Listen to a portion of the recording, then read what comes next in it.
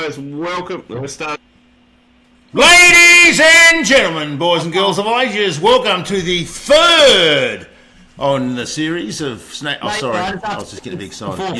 You go. 3, third. Yes, 3. The third in the series. Yeah, sorry, Tom, you go. You should always do the introductions and welcomes, I think. All right, guys, welcome to episode 3 of Snagged. We're still here, we're still doing it, and everyone seems to love it, so let's keep going on. Boy. So, this week we've been up at AFTA, looking at all the fishing rods and reels and lures and every other little bit of paraphernalia you could ever possibly imagine. Everything but a tan is what we got. That's exactly right. The weather was not particularly great. It rained for most of it, so that was less than ideal. Lucky it was a bin. Should I explain what AFTA is very briefly? Please. A world full of acronyms and not everyone knows what they mean. So AFTA, the Australian Fishing Tackle Association conference. It's a fishing tackle conference. It's where all the manufacturers and all the importers, all the brands go to one spot there on the Gold Coast, and the retailers all come and look at the new content, the new wares, and it's a really good event. So we enjoyed it. Excellent. I'm glad you did, my man.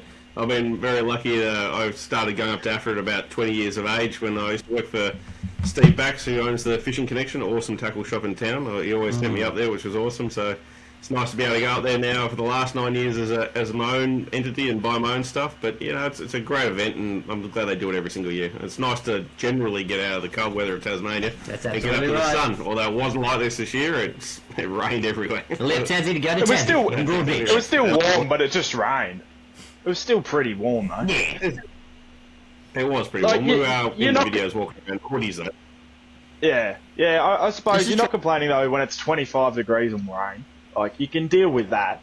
Look, it is definitely more tolerable than, 2 degrees and rain. Especially when it's coming in sideways and you're good. That's it. And you were the only one dressed in shorts. Let's just put that in there. Do you have anything else but shorts? I don't think so. I did. They're just behind the scenes action. Cool. Yeah, so we saw heaps and heaps of different things. I think as far as standouts go, apart from looking at all the epic Shimano stuff, because they've got a range like there's nothing tomorrow. Serious round of applause to Shimano, nailing that. That was impressive. Well, those new Vanfords are pretty epic things. So, typical AFTA, it's always Shimano doing a lot of stuff, and it always looks great when you go over to their stand, which was the first time for you to see that. Oh, I popped a cherry or two, didn't I? My word. I think, so we were talking about before we jumped on here, what were standouts for it, and looking through everything, like standout really had to be the Vanford for sure, but as far as things that were non-Shimano related, Froggies Offshore, a brand that does Atomic, had these awesome little white bait soft plastics. You're going to be absolutely deadly on sea runners down here. So I'm looking forward to getting some of those in stock for sure. Yeah, being more of a positive thinker, I actually have to take my hat off to Gerber. Gerber with their quality axes, just to hack into your fish and cut them up nice and precision. It was amazing. We might even do a little video of it up there for you guys. We don't know yet. It's a special moment with me experiencing that. Truth be known, if you get to about 4 minutes and 10 seconds on the video that we put up the other day about all things AFTA, there's Dean showing you how to take trout out. Natural. Bit like that. That's it. How about you? What was your standout from the show? Well, recently I've been trying to do a lot more sort of probably American style fishing for trout. Like I've loved fishing larger swim baits and stuff like that. Like one of the standouts for me was one of these. The Rapala Crush Shitties did a larger style in a 5.5, and that black and gold colour there is going to be sick. But yeah, it's just pretty much looking around at all the big swim baits and stuff like that in black and gold and looking, I reckon a trout would be big enough to eat that. But as well as some of the spinner baits and stuff like that, like just never gets fished for trout in Tassie. And like as we mentioned in our first episode, talking about fish cakes, like trout obviously don't mind a bit of bright, a bit of rattle and stuff like that. So that's something I don't know. I definitely want to have a look into this year. Worst case scenario, I'll go out and catch nothing. I'll throw them away and never fish with them again. But, it's just trying something different. How about you, Hook?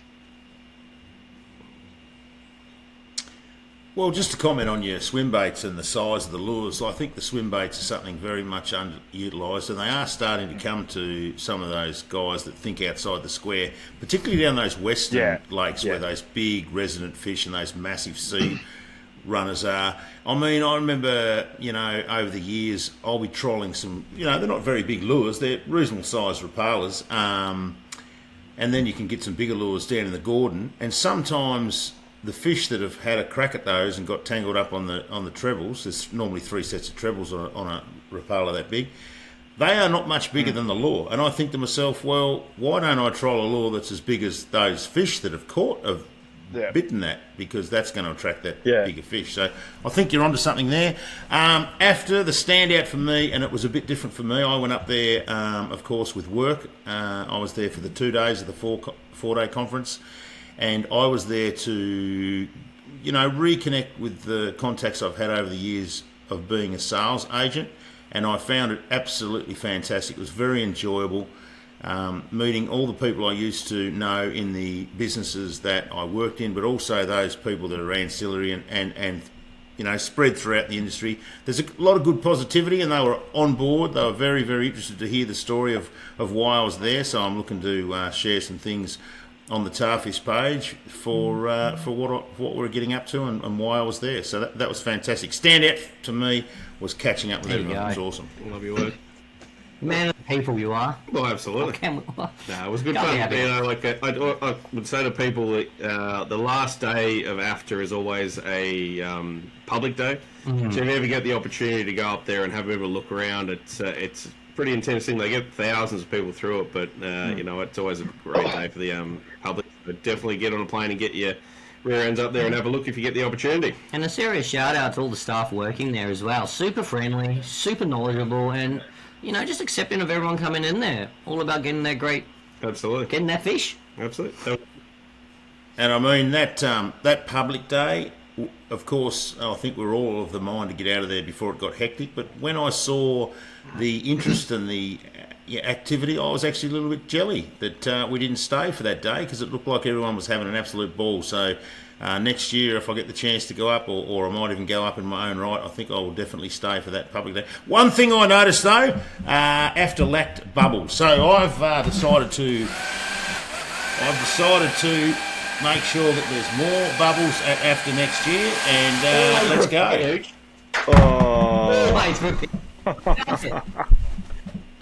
Energy, baby. Sorry, man. What does this come to, really? Let's go. Let's go. Reports. Let's go. Fishing reports. Putting some other than bubbles around. Let's go. All right. We're starting with freshwater. Heaps of freshwater kicking around this week, like has been recently. So, young Arthur Whittock, beautiful brown trout from he calls it the dark water. I found out from him he was up at Judbury, fishing those brackish waters up there. He's got a cracking amount of trout over the last few days, but one in particular standout up there for him was good. So cracking fish, my boy, well done. Hang on, I might do this one. I've just noticed the next report's from Adam Hill. Now, speaking of AFTA, here's a man that has many a year travelling up to AFTA. He has been a fantastic bastion of the industry for many years. Adam Hill, he's been a sales agent, for as long as I can remember, for more brands than I can even remember. But what I will say, he's changed his vocation. And when you talk about working hard and fishing hard, he has decided to go, not in his younger years, I think I'm 50, you'd have a couple of years on me, not many, but a few, decided to go into concreting. Okay? And he's good at it. So, yeah, very busy man and works hard, fishes hard. So, Adam Hill has taken... He said he took off to the shack at Todd's Corner on Tuesday arvo, arriving at 3 and quickly getting the boat in the water. Fishing was great, caught 6 in that session, and he then went in the morning thinking the worst, but 10 minutes in he had his first of 9 for the day. Come on, stop it, before the rain kicked him off the lake. So it must have been pretty heavy rain, because he's pretty keen angler. Both rainbows and browns were in great nick for this time of the year. The Eco Gear MW313 and Lucky Craft Flash Minnows. They are fantastic lures. Both those lures are solid lures. And the brown trout colour doing the damage. So well done, Adam. Do you know, has the water levels rised up a bit? Because I know it was very low a while back.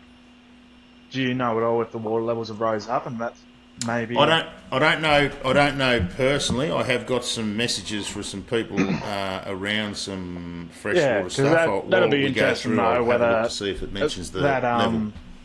Because one thing I pay a lot of attention to is whenever I fish a lake, I'll look at the water levels, and your trips that you did really well, pay attention, and whenever it's at that water level again, you can pretty well much not guarantee, but you got a rough idea of where you fish when that was fishing well, or when it maybe wasn't so fishing well, so you go, I might take a miss at and go somewhere else. But yeah, no, that's definitely something that could be to do with, because we had a fair bit of rain last week at a guess. I think the rain weather was meant to stick around, but yeah, it could be something interesting. Righto. Well, I just thought I would use a little bit of technology, and I have gone to the website. I've got lake levels. And while you so Great Lake. So we mentioned the Great Lake.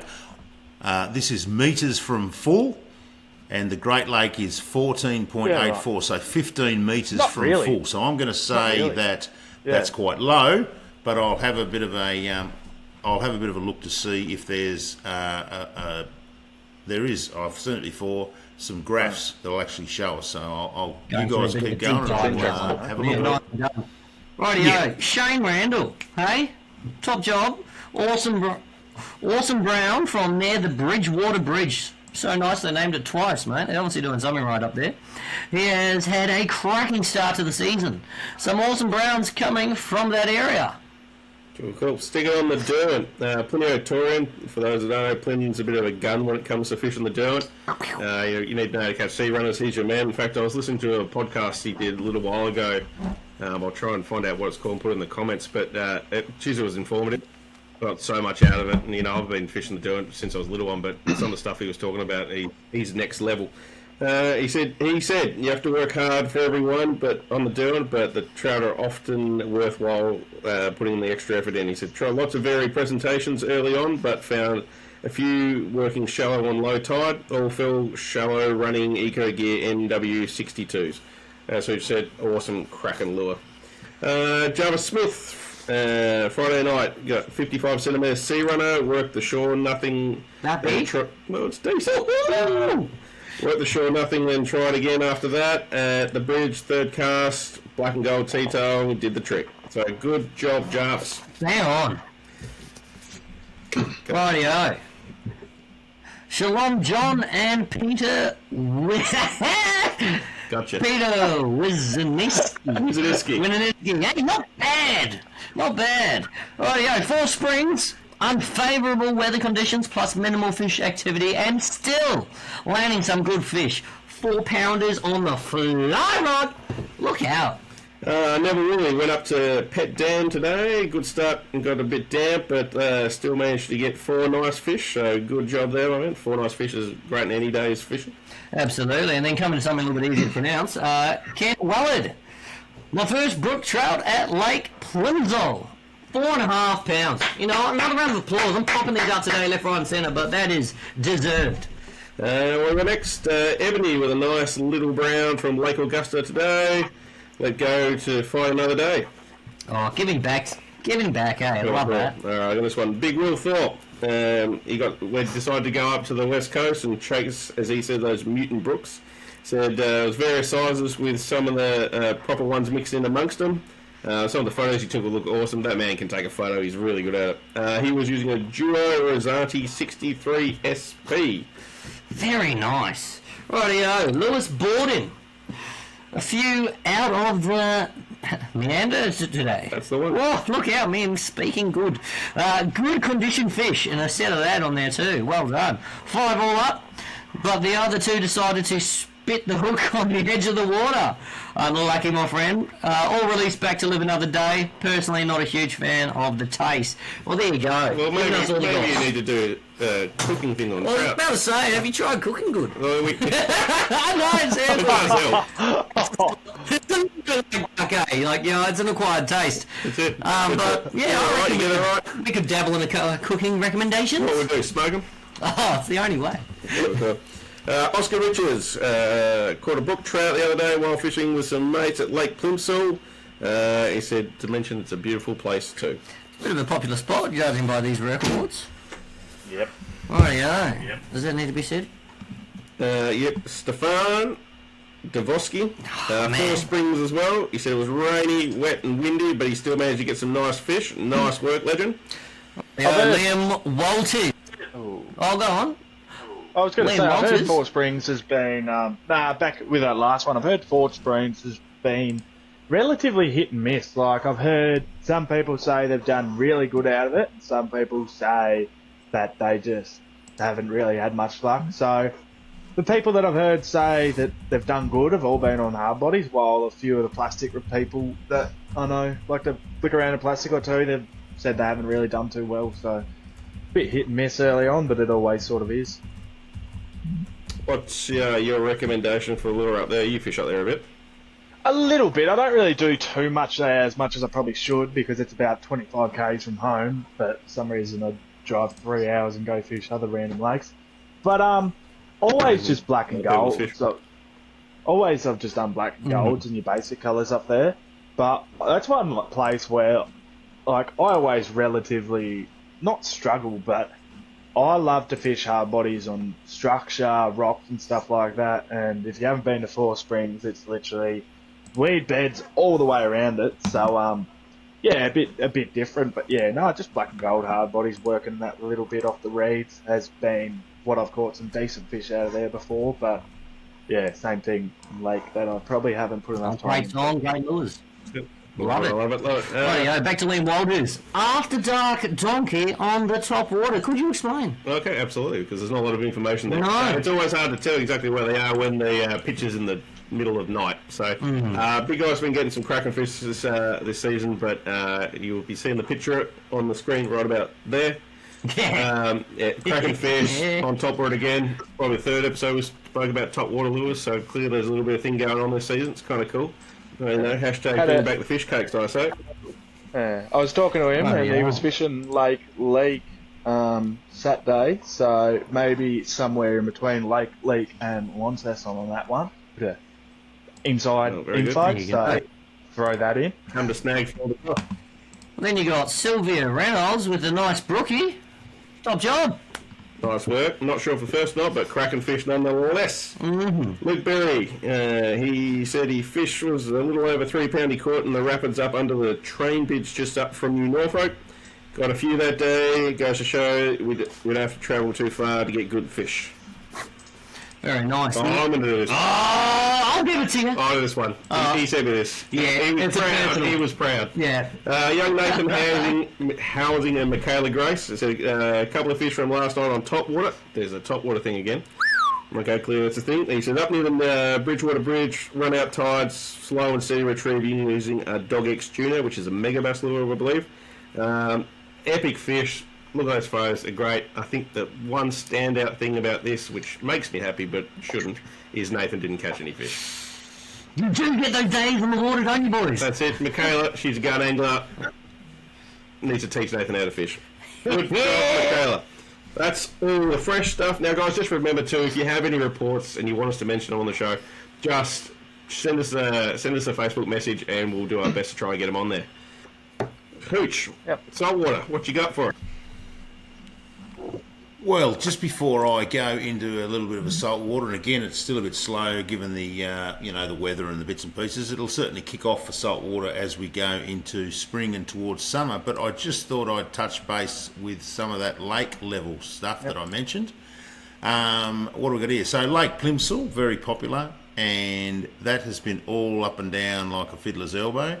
So uncharacteristically, has maintained its water level for most of the year, and I'll come back to that. But it's up and down. It looks like a good place to put a crayfish pot when you look at the graph, but it actually fallen away in August, but still continues to fish well. So that's quite interesting. Now, Woods' Lake, that was very, very low in March. It's not a very big lake, and it's not very deep, and it was nearly 2 metres below full, but it's come up to about just under just under a metre full. So that's been rising through all of July and slowly in August. So it'll be interesting to see how that's fishing.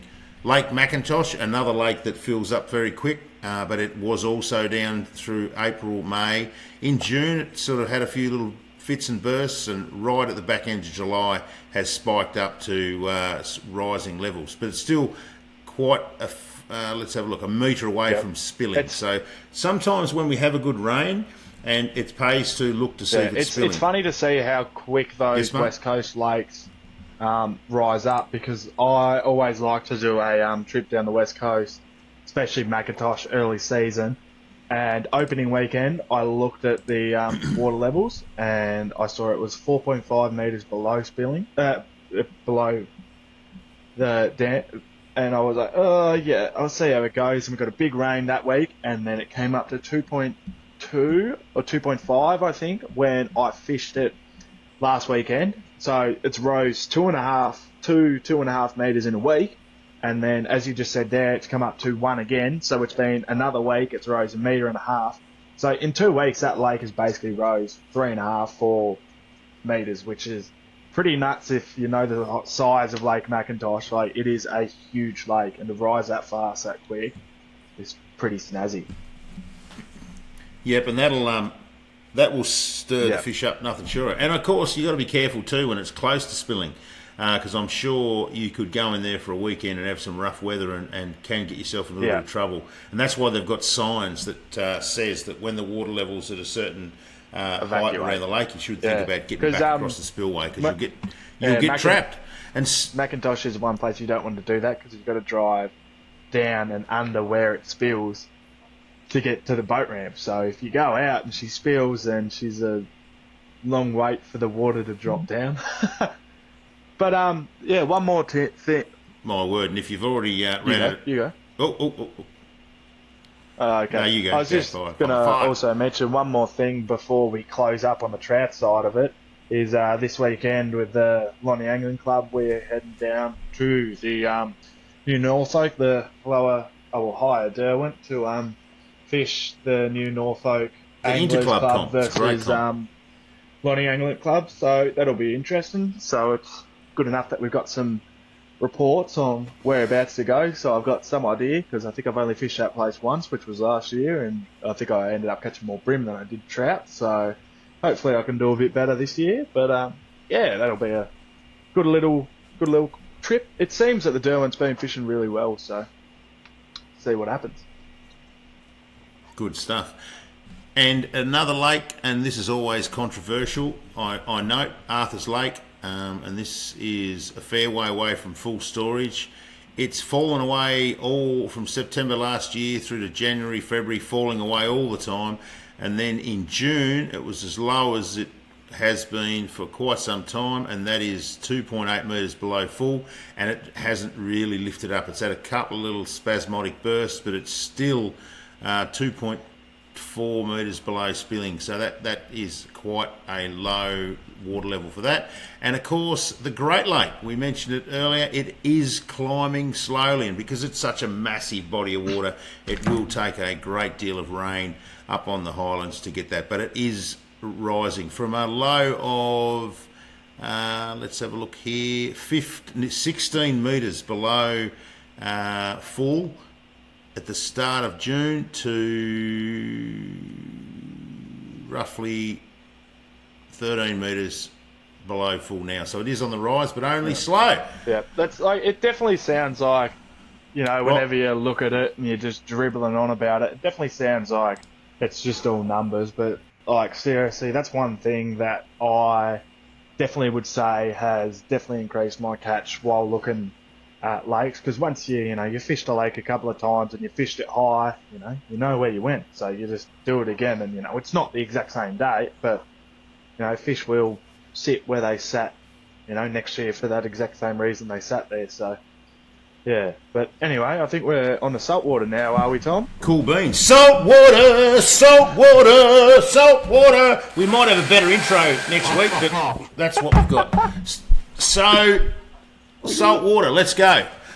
Sam Stockley with a nice tailor in the Derwent. It was a quite nice tailor, and it does my head in. I'm not sure whether that fish has lost its compass, but it's talking about, people have said that it's quite early for them to be in the system. I think that's quite late. I think that one's been up enjoying itself somewhere and forgot to head home. To find a decent tailor up and around the Derwent Bridge at Bridgewater this time of year is quite interesting. So who knows what's going on there, but it was a good fish, and well done to Sam Stockley for finding that.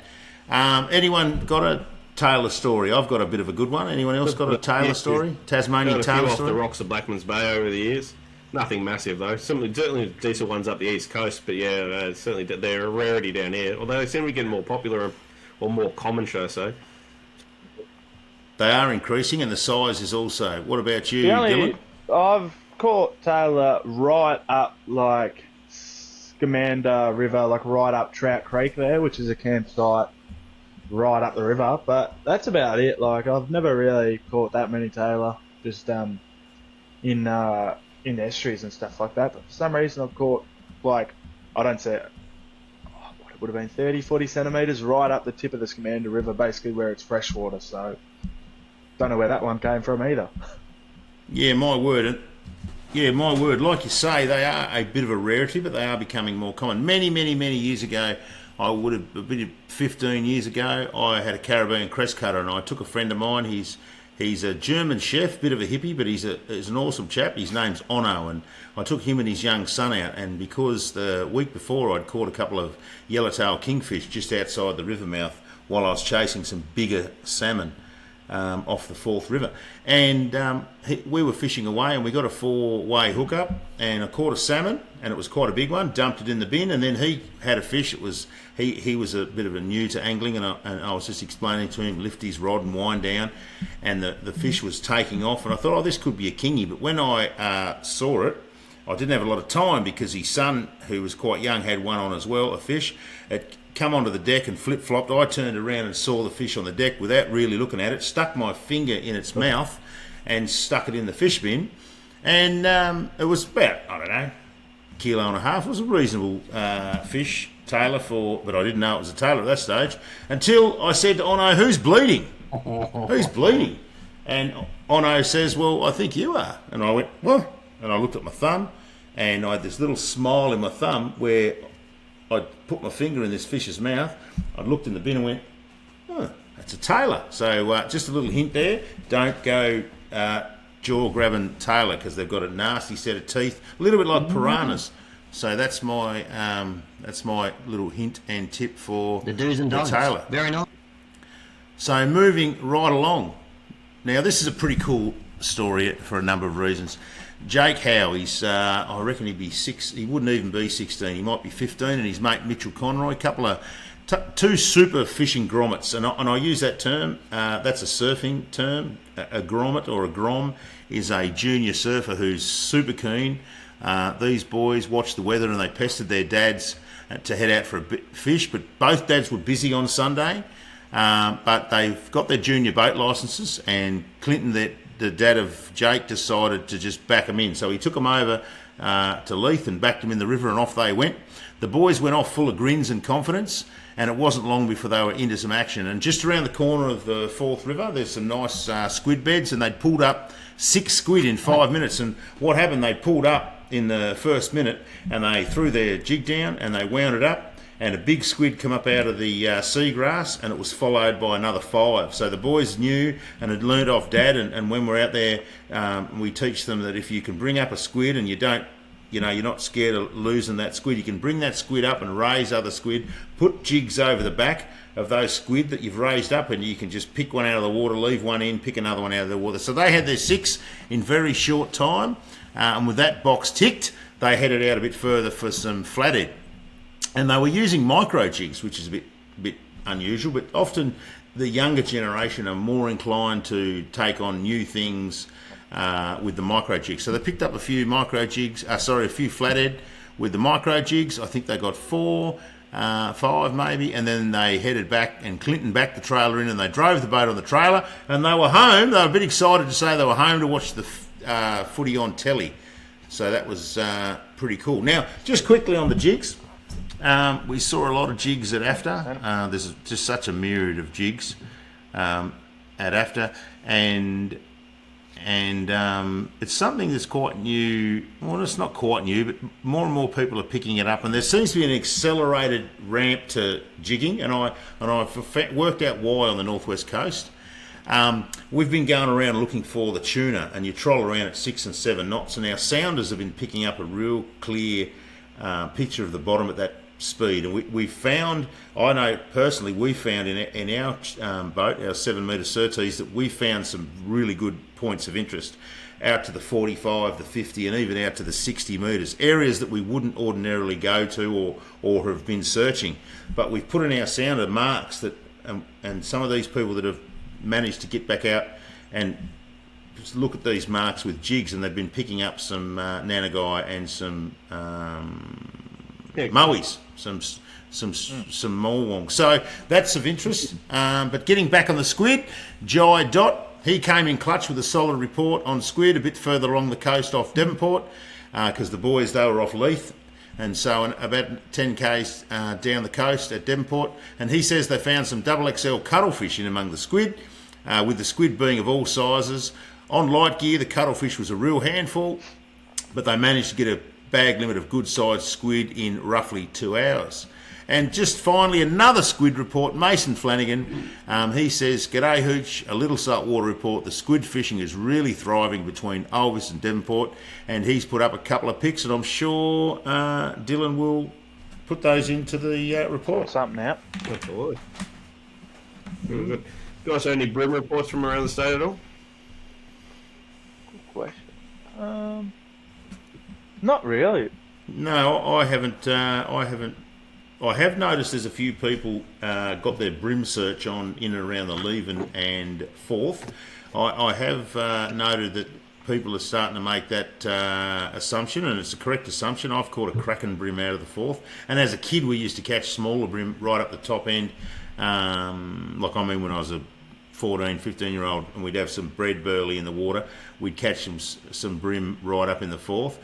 But they are scouting around the upper reaches of the Leven and the upper reaches of the Forth, and I think that's predominantly because the Port Sorell River and up in the Mersey produces some really good brim, and people are making that assumption that, well, if they're in those rivers, why aren't they in the ones next to it? So, what are you laughing at, Jim? Don't make you... Man just knows how to dance with a little bit of a lure, doesn't he? Hands are magic. Sounds like he wants to have a brim off. He's got one in his room, mate. Yeah. He's going to go... That definitely needs to be its own episode. Bring it on. Bring it on. Well, I guess that's pretty much all we got. Reports, right? Once again, guys, if you've got reports, send them in. We'll chuck them up in the show. It's always good to know what's happening around the state. Dylan, what are we giving away this week?